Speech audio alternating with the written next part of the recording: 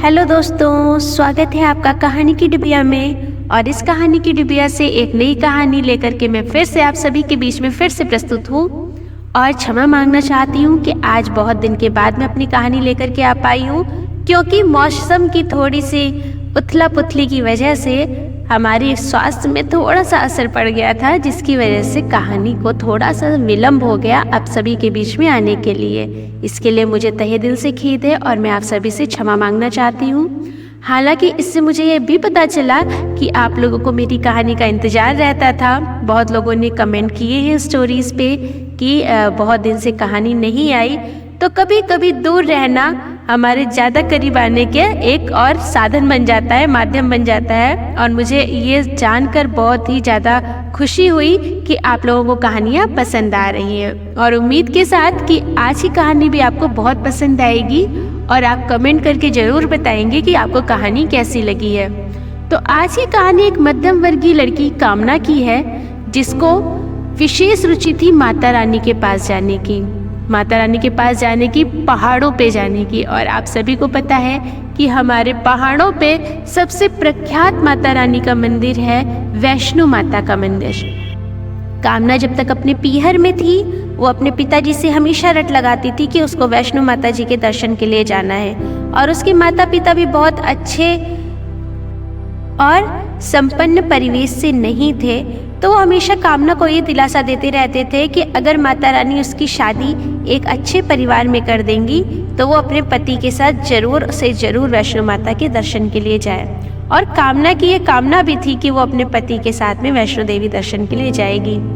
अब जैसा कि कामना का परिवार बहुत ज़्यादा संपन्न नहीं था, तो उसने भी कामना की शादी एक बहुत ही साधारण से लड़के के साथ में करी, जिसका नाम था मानव। और मानव जो है एक पुस्तक की दुकान में एक साधारण सी नौकरी करता था। लेकिन कामना की तो कामना थी माता जी के पास जाने की, तो वो कहीं ना कहीं से ये हमेशा रट लगाए रहती थी कि उसको वैष्णो देवी दर्शन के लिए जाना है। और मानव भी उसको हमेशा ये बात समझाते थे कि जैसे ही उनके पास थोड़ा सा भी धन का संचय होगा, वो सबसे पहले उसकी यही इच्छा पूरी करेंगे कि वो वैष्णो देवी के लिए जाएंगे। धीरे धीरे मानव इस चीज़ को समझ रहे थे कि कामना की ये बहुत ज़्यादा बड़ी वाली अभिलाषा है, तो वो धन का संचय भी कर रहे थे। और माता की कृपा से उनके पास इतना धन का संचय हो गया कि अब मानव ने हामी भर दी कामना को लेकर के माता जी के दर्शन के लिए जाने की। अब सबसे पहला जो काम था वो था रेल में रिजर्वेशन करना, क्योंकि बिना रिजर्वेशन के इतनी दूर का सफ़र किसी के लिए भी मुमकिन नहीं होता है। तो कामना और मानव बड़ी खुशी खुशी जा करके अपना रेलवे का रिजर्वेशन कंप्लीट करके आ गए। कामना अंदर ही अंदर बहुत ज़्यादा खुश थी और वो हर तरह से तैयारी कर रही थी माता जी के पास जाने की। वो अपनी नई नई साड़ियों को निकाल रही थी और बार बार मानव से भी पूछ रही थी कि कब कहाँ कैसे क्या परिधान को ग्रहण करना है, मतलब पहनना है, जो कि अच्छा लगे उन्हें भी और उनकी माता रानी को भी। मानव भी जो है ये चीज़ें देख करके बड़ा खुश था कि वो अपनी पत्नी की एक बड़ी इच्छा को पूरी करने जा रहा है। धीरे धीरे वो दिन आ गया जिस दिन कामना और मानव को माता जी के दर्शन के लिए निकलना था। हालांकि मौसम थोड़ा सा बिगड़ा हुआ था सुबह से ही, लेकिन अब मन में ठानी थी तो करना तो था ही। इन लोगों ने भी अपनी पूरी तैयारी करी और जब इनके निकलने का समय हुआ उसके आधे घंटे पहले बहुत तेज बारिश होना शुरू हो गई। लेकिन आजकल साधन की कमी तो है नहीं, तो इन लोगों ने भी ये जो है सोचा और इस बात पर समर्थन किया कि एक गाड़ी बुला करके वहां से वो रेलवे स्टेशन के लिए चले जाएंगे। हालांकि मानव ने ऐसा किया ही भी, जैसे तैसे उसने एक गाड़ी की व्यवस्था करी जिसके से वो स्टेशन के लिए निकल गए। जब वो रास्ते में जा रहे थे तो उन्होंने देखा कि एक बस स्टैंड के पास में एक स्त्री बहुत तेज दर्द से चीख रही थी और उसकी आवाज़ सुन के कोई भी उसके आसपास नहीं गया था, क्योंकि बारिश बहुत तेज थी। तो मानव को और कामना को दोनों को ही बड़ा अजीब लगा कि ये कैसी आवाज़ आ रही है। लेकिन जैसी गाड़ी थोड़ी आगे बढ़ी, फिर से वो कराहट, वो चीख इनको दोबारा सुनाई दी। तो मानव ने गाड़ी रुकवा दी और ये देखने के लिए सोचा कि देखे कि आखिर ये कौन बड़ी पीड़ा में है, किसको आवश्यकता है किसी की। तो जब मानव इतनी भारी बारिश में नीचे उतरा तो कामना ने एक बार को उसको रोका, लेकिन वो जो पीड़ा की और कराहट की आवाज थी वो इनके दिलों को पूरी तरह से झकझोर गई थी। ये पूरी तरह से इस बात को समझ गए थे कि किसी को बहुत ही ज्यादा आवश्यकता है। तो अब कामना भी मानव के साथ गाड़ी से उतरी और इन्होंने देखने की कोशिश करी कि आखिर ये आवाज आ कहाँ से रही है। तो जब ये आगे बढ़े तो इन्होंने देखा कि थोड़े ठेले खड़े हुए थे 2-3, उसके पीछे एक स्त्री जमीन में पड़ी होकर बहुत तेज कराह रही थी और चीख रही थी और मदद के लिए आवाज दे रही थी। ये दोनों भागते हुए उसके पास गए तो देखा कि वो जो स्त्री थी वो इस स्थिति में पहुंच गई थी कि वो 9 महीने की गर्भवती थी और उसके साथ किसी भी वक्त कुछ भी हो सकता था।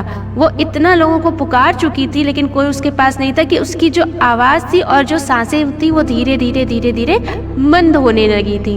अब कामना और मानव ने बिना कुछ देखे सबसे पहले तो उस स्त्री को उठा करके गाड़ी तक लेकर के आए और उसके बाद उस गाड़ी में उसको रख करके उन्होंने ना समय देखा और ना ये चिंता करी कि स्टेशन पहुंचने का उनका समय हो गया था, उनकी गाड़ी छूट सकती थी। ये सब वो भूल गए और अब उनके लिए सबसे पहला काम हो गया था उस स्त्री को लेकर के सबसे पास के हॉस्पिटल पे जाना, जो कि उन्होंने किया।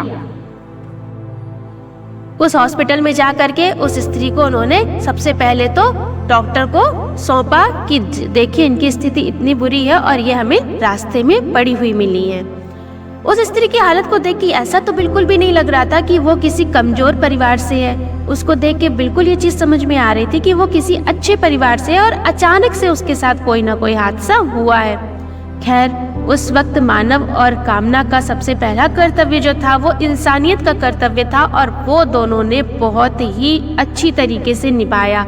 उनके पास जो भी पैसे थे वो दवा लाने में उन्होंने खर्च कर दिए, क्योंकि जब तक उस स्त्री को होश नहीं आ जाता था तब तक वो स्त्री लायक भी नहीं थी कि वो बता सके कि वो कहाँ से है और उसके परिवार वालों को कैसे बुलाया जा सके। इन लोगों ने भी धैर्य रखा और अब तो कामना को लगी गया था कि अब वो माता जी के दर्शन अभी तो नहीं कर पाएगी, लेकिन उसके लिए इंसानियत का धर्म पहले था और माता जी के दर्शन बाद में। और इसी दृढ़ता के साथ उन्होंने पूरी वो रात वहीं पर हॉस्पिटल में काटी। और उस जो लेडी थी उसने एक बहुत ही प्यारी सी बच्ची को जन्म दिया और माँ और बेटी दोनों ही अब पूरी तरह से किसी भी अव्यवस्थित चीज से बाहर थे। उनको किसी भी तरह का कोई भी खतरा नहीं था, लेकिन अभी भी उस स्त्री को होश नहीं आया था। डॉक्टर भी बार बार कोशिश कर रहे थे कि आखिर इनका कैसे पता लगाया जाए। तो धीरे से फिर पुलिस स्टेशन को भी इत्तला की गई कि ये स्त्री ऐसी ऐसी स्थिति में पाई गई है और इसने एक बेटी को जन्म दिया है। तो पुलिस भी अपनी जांच और पड़ताल में पूरी तरह से लग गई थी और सुबह होते ही उस स्त्री के परिवार वाले वहां आ पहुंचे। वो स्त्री एक बहुत ही धनी परिवार से नाता रखती थी और उसके माता पिता, सास ससुर और पति सभी जो है तुरंत भागते दौड़ते आ गए हॉस्पिटल। उन्होंने सबसे पहले तो ये देखा कि किसने उनकी बेटी की जान बचाई और उस बेटी की बेटी को इस धरती पे कौन ऐसा है लेकर के आया जिसने और कुछ नहीं देखा। उस वक्त वही उनके लिए सबसे बड़ा भगवान था। तो कामना और मानव को उन्होंने पहले देखा और बहुत प्रोत्साहित किया जो भी उन्होंने अपना काम किया था। और वो इतने दूसरे शहर से वो धनाढ़ लोग थे और उनकी जो बेटी थी वो गुस्सा होकर के अपने परिवार से यहाँ पर आई हुई थी और यहाँ पर उनके कोई रिश्तेदार रहते थे जिनके यहाँ वो गुस्सा करके आ रही थी। उसी बीच में उसके साथ ऐसी दुर्घटना हुई और वो वही का वही इतनी तेज बारिश में बेहोश हो गई थी। जब उसको होश आया तब उसने चीखना चिल्लाना शुरू किया था, जो कि मानव और कामना ने सुना था। हालांकि अब उस स्त्री को भी होश आ गया और उसने भी इन लोगों को बहुत बहुत धन्यवाद किया। अब यहाँ पर ये बात आई कि बाकी सब तो बहुत अच्छे से हो गया। वो स्त्री की जान भी बच गई, उसकी बेटी भी हो गई, उसका परिवार भी उसको मिल गया। लेकिन मानव और कामना ने जो इतने समय से जो कामना ने अपनी मन की इच्छा को अपने पति को व्यक्त किया था और ये लोग इतने समय से जो धन का संचय किया था उन्होंने, वो तो वहीं का वहीं खत्म हो गया और उनकी गाड़ी भी छूट गई थी जो वैष्णो देवी तक उनको ले जा सकती थी। लेकिन ये दोनों बेचारे अपनी दशा और स्थिति को समेटते हुए अपने आप में सिर्फ ये धैर्य रखे हुए थे कि जो भी कह लो, शायद ये माता रानी की ही इच्छा थी कि वो किसी की मदद करे। तो कामना धीरे से मानव से कह रही थी कि कोई बात नहीं है, अभी हम लोग फिर से संचय करेंगे पैसे का और फिर अगले वर्ष हम वैष्णो देवी दर्शन करने जरूर जाएंगे। और जब ये दोनों ये बातें कर रहे थे, उसी वक्त उस स्त्री के परिवार के जो कुछ लोग थे जो फिर से उनका धन्यवाद करने आना चाह रहे थे, उन्होंने ये बातें चुपचाप सुन ली। फिर उन्होंने मानव से पूछा, तो मानव ने अपनी पूरी परिस्थिति को उनके सामने साफ साफ रख दिया कि वो बहुत अच्छे परिवार से, बहुत संपन्न परिवार से नहीं है। वो जैसे तैसे अपने ज़िंदगी का गुजारा करते हैं और उनकी पत्नी की इच्छा थी वैष्णो देवी जाने की और वो वहीं के लिए निकले थे और रास्ते में उन्होंने ऐसा हुआ और ये स्थिति आकर के सामने खड़ी हो गई। तो जो स्त्री, जो वो परेशान स्त्री थी, उसके जो पिता थे, उन्होंने तुरंत मानव से कहा कि तुम परेशान मत हो बेटा, तुम अब ये समझ लो कि अब तुमने हमारे लिए जो किया, अब हमारा आपको उसको देने का समय आ गया है। उन्होंने तुरंत मानव की जो है नौकरी अपने यहाँ अपनी कंपनी में लगवा दी और अब मानव की जो सैलरी थी, जो उसकी आय थी, वो उस वक्त से 3 गुना ज़्यादा थी। और उन्होंने तत्काल में मानव और कामना का टिकट किया वैष्णो देवी जाने का और पूरा खर्चा उस परिवार ने वहन किया उनका वैष्णो देवी की पूरी यात्रा का। जो वैष्णो देवी की यात्रा वो 3 या 4 दिन की सोच गए थे, वो कामना और मानव ने पूरे 1 हफ्ते की यात्रा की, जिसमें उन्होंने माता जी के आसपास के जो भी मंदिर और थे उन सभी की यात्रा करी। और कामना को ऐसा लगा कि उसकी ज़िंदगी की सबसे बड़ी खुशी उसको मिल गई। लेकिन आपको पता है उसको इतना सुकून और क्यों लग रहा था? क्योंकि उसने किसी की जान बचाई थी और माता रानी ने ये सब कुछ देखा और उसके लिए वहाँ से अपने द्वार हमेशा हमेशा के लिए खोल दिए। अब मानव और कामना बहुत सुखी थे और हर वर्ष वो वैष्णो देवी जरूर जाते थे। तो हम कभी कभी सोचते हैं ना कि हम जो कर रहे हैं वो कितना सही और कितना गलत है। आप सिर्फ कर्म करिए, हमेशा याद रखिए कि ईश्वर ने ही आपके लिए वो इस कर्म को गढ़ा है और आपको क्या पता कि उस कर्म का फल आपको किस तरह से मिले। जैसे मानव और कामना का कर्म सार्थक हुआ और माता जी ने हर साल उनके लिए अपने द्वार को खोल दिया और उनके जीवन को भी बहुत सही दिशा में और पटरी पे ले आई, वैसे ही माता रानी हम सब के लिए ऐसा ही करे और हम सब से अच्छे कार्य हमेशा कराती रहे। हो सकता है आप लोगों को कहानी का सार कुछ बहुत अच्छे से समझ में ना आया हो, क्योंकि इस वक्त मेरी आवाज़ में भी थोड़ी सी तकलीफ है, लेकिन मैंने कोशिश पूरी करी है कि आपको एक नई कहानी समझा सकूं, बता सकूं और आपके दिल में अपने लिए थोड़ी सी और जगह बना सकूं। अब मैं अपनी अगली कहानी के साथ आपसे मिलती हूँ। तब तक के लिए इस वक्त अपना ध्यान जरूर रखें और जुकाम और बुखार से बच के रहें। धन्यवाद।